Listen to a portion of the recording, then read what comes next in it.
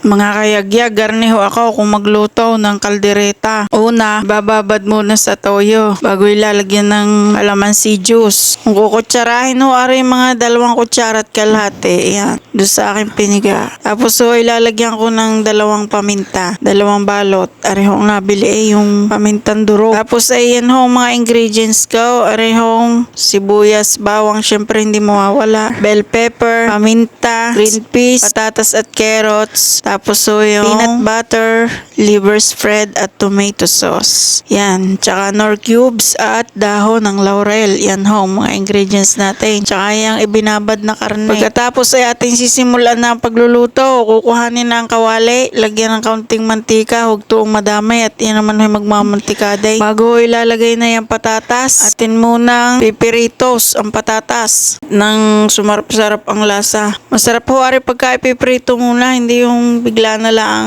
iluluto ni isasahog ninyo. Bago isusunod ko aring carrots, piprito din, bell pepper, tapos ay gigisa na natin ang sibuyas bawang. Pagkatapos niyan ay ilalagay na natin ang minarinade na karne kapag nalanta na. Yan, ihuhuho na natin yung binabad kanina sa toyo, kalamansi, minta. Halo-haloin na natin ng mamula-mula. Mapula-pula na ng ating paggigisa ay ating lalagyan uli ng paminta. Mahilig ho ako magpaminta talaga eh. Yan ho ang aking pag ho ako'y nagluluto eh marami talaga ako magpaminta. Ewan, eh yun ho gusto ko eh medyo may anghang na kaunti. Pagkatapos niyan ay ilalagay ko na ang sauce, tomato sauce. Yan ho ay 200 grams.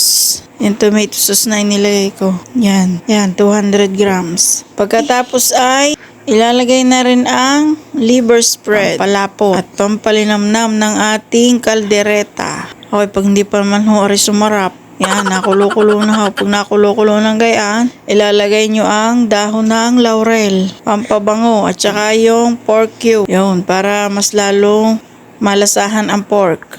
Pagkatapos ay tatakpan. Pag kumulo na ng 15 minuto, ilagay ang peanut butter. Yan, halu-haluin natin at nang kumalat ang peanut butter at lumasa sa ating nilulutong kaldereta. Yan, tingnan naman, malapot-lapot na. Malapit na ring maluto. Yan, pagka nagkukuluan ng gayaan at medyo malapit ng maluto, ay yung titimusan kung ano bagang lasa at kung anong kulang, ay di dadagdagan ninyo. Kagaya na rin, medyo matabang, lalagyan ng kaunting asin. Pambalansin ng lasa aring asukal na kaunti. Kaunti lang at may mga sugar din yung tao. Pagkatapos ay hahalo-haloin nang magpantay ang luto. At pag hindi nyo hinalo, masusunog ang ilalim at aring malapo.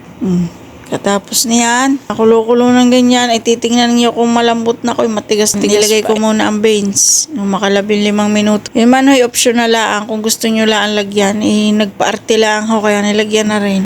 So, yan, nilagay na natin ang carrots at saka ang patatas. Tsaka yan, bell pepper. Nilagyan na din natin. Tingnan nyo naman, malapot na malapot. Yan, ang kaldereta ni Kayagyag. Pwede nyo yan timusan.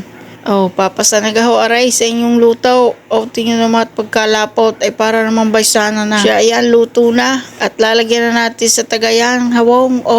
Kuha na kayo ng kanin at tayo kakain na. Talaga naman hong aray makakabulos pa kayo. Kulang pa ay tatanong sa kahanggang kung may bahaw ka kayo diyan. Siya hanggang din na lang ho. Salamat sa inyong panonood. Sana may natutunan kayo sa aking kaldereta. Ari ho ay aking recipe lang. Kanya-kanya lang naman ho tayo ng recipe.